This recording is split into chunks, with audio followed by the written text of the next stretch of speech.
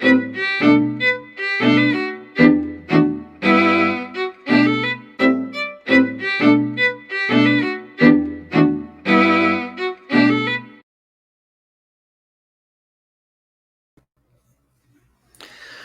noite a todos. Estamos aqui novamente com mais uma reflexão com Emmanuel, hoje de número 135.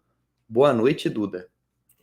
Boa noite, André. Boa noite a todos. Sejam todos muito bem-vindos a esse momento que o Centro Espírita Luiz Gonzaga de Luminárias proporciona a todos nós.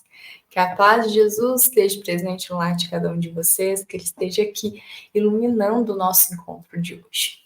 E o tema, como o André trouxe, de número 135, vai se chamar O Ouro Intransferível, e Emmanuel vai escolher um versículo de número 18, de Apocalipse, capítulo 8. Diz assim: aconselho-te que em mim compres ouro provado no fogo, para que te enriqueças.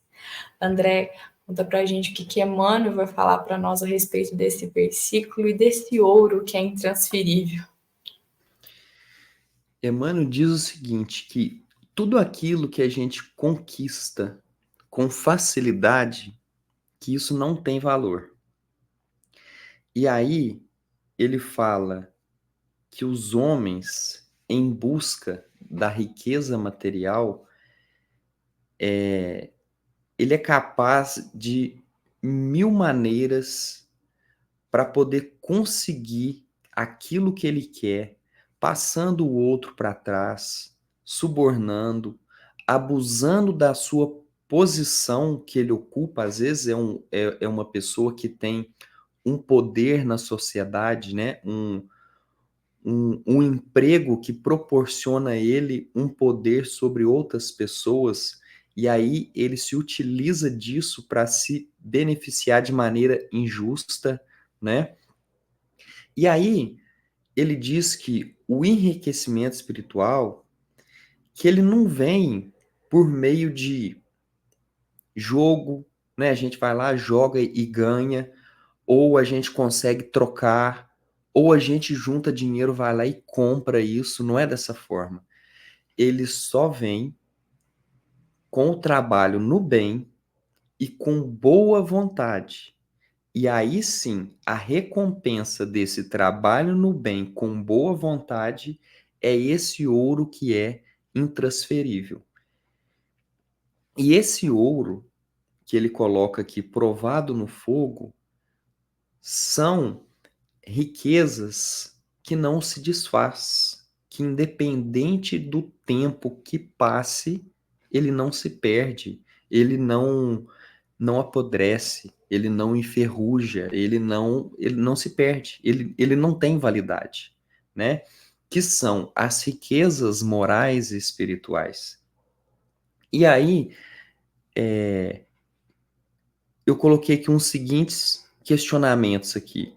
Quantos quilates tem a consciência tranquila daquele que nada fez contra o seu irmão? Quanto vale isso? Qual é o valor disso se a gente fosse pensar, né? Quanto que vale isso? Então, quanto que vale as mãos generosas que com gestos e por meio de exemplos consegue pregar o evangelho, passar a mensagem de Jesus para as outras pessoas? Então, isso é de um valor que não é possível mensurar. E aí eu pensei, ultimamente teve as Olimpíadas, e aí tem as medalhas, né? Quem em primeiro lugar fica com a de ouro, em segundo com a de prata e em terceiro com a de bronze. Aí vamos pensar aqui, alguém vai e rouba essa medalha desse atleta que foi campeão, em primeiro lugar, essa medalha de ouro. Que valor tem essa medalha para quem roubou? Agora, qual o valor que tem essa medalha para aquele atleta que dedicou a sua vida, que treinou, abdicou de certo conforto, de estar presente com a família, de comer determinadas coisas. Então, o valor para aquele atleta daquela medalha não tem preço. Não tem como você botar um preço naquela medalha para ele. Porque a Olimpíada acontece de 4 em 4 anos. E aí pode ser que ele se prepare durante 4 anos e quando chega o ano da Olimpíada, ele machuca. E não tem como ele ir. Não tem como. Ou senão ele até vai. Só que na primeira prova ele é eliminado. Ou ele machuca lá. Então, assim, o valor desse esforço, desse trabalho que ele fez, só ele sabe o valor que isso tem. Então, na questão espiritual, também é dessa forma.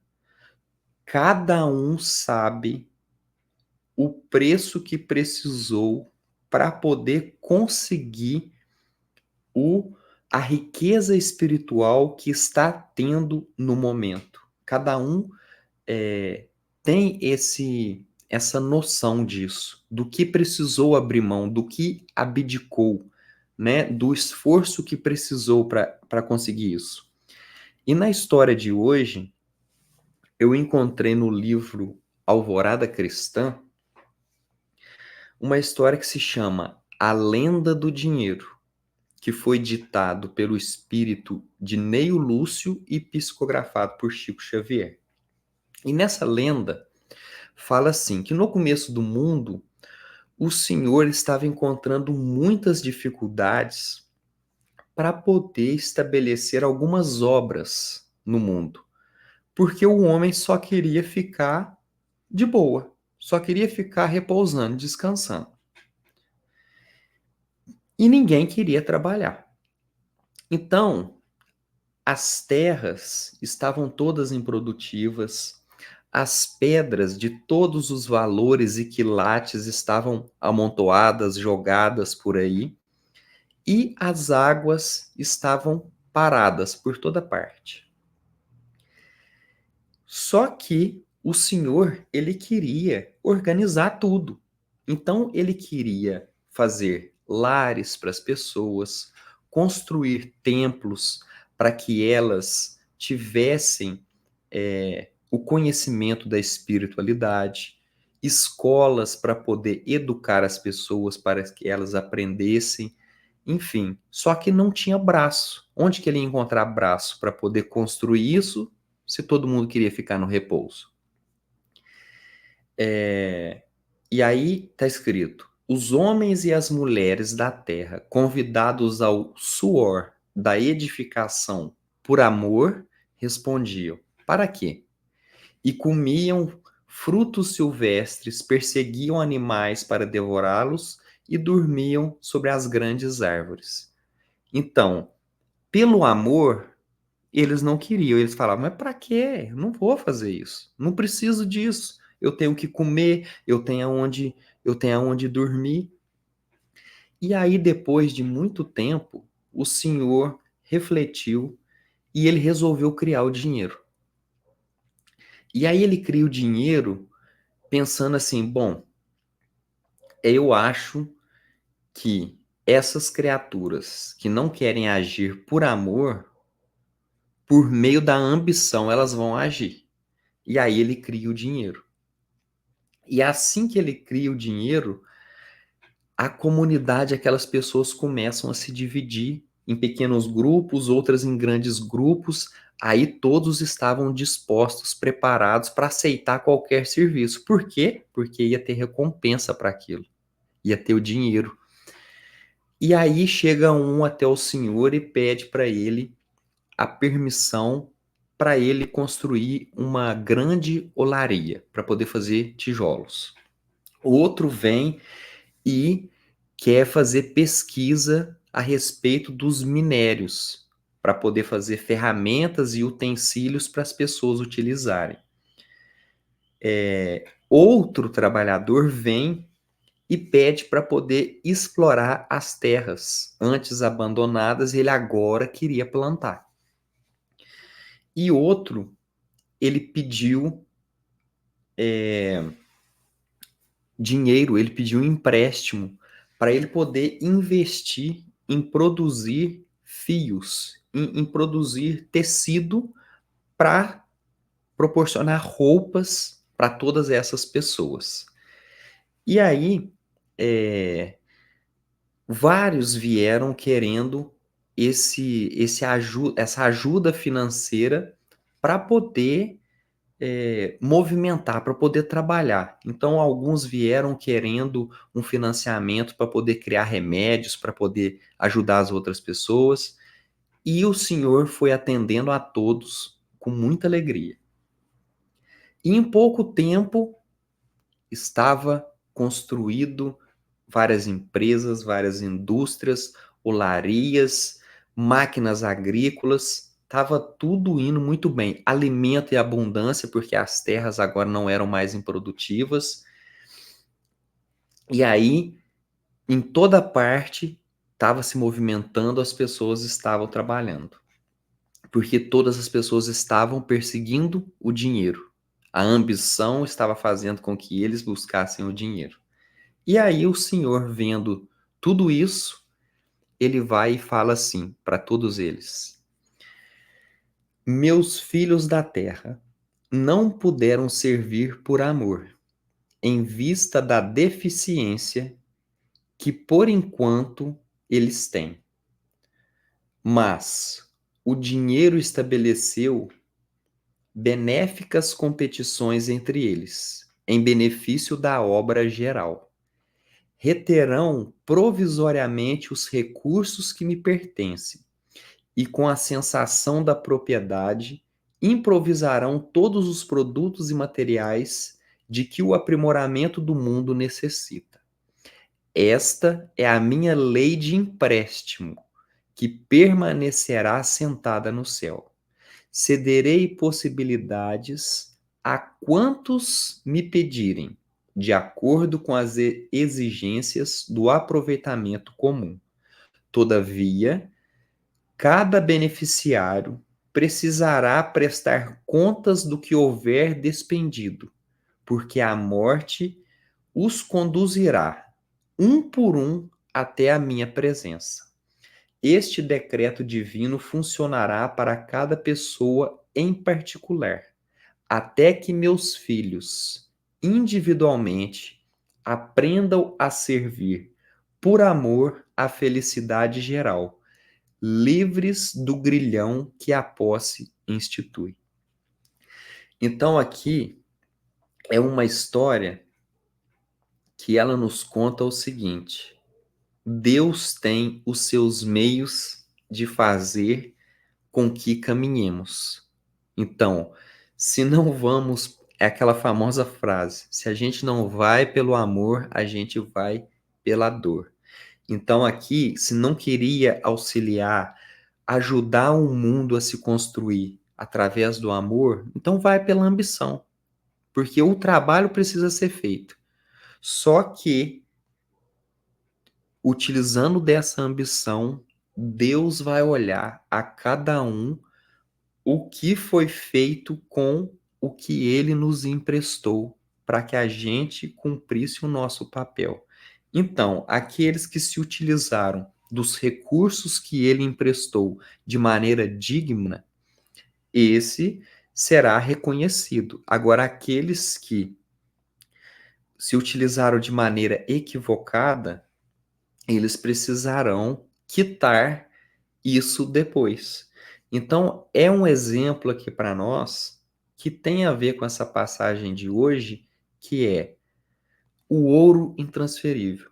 Então, o ouro que é intransferível é aquilo que nós adquirimos com a nossa boa vontade e com a intenção de fazer com que a humanidade, né, o mundo aqui dessa história de Neio Lúcio, que o mundo se torne um lugar melhor para que todos vivam, né, para que todos saibam se respeitar, ter entendimento de que cada um tem a sua importância, independente da classe social, do emprego que tem ou do lugar que mora.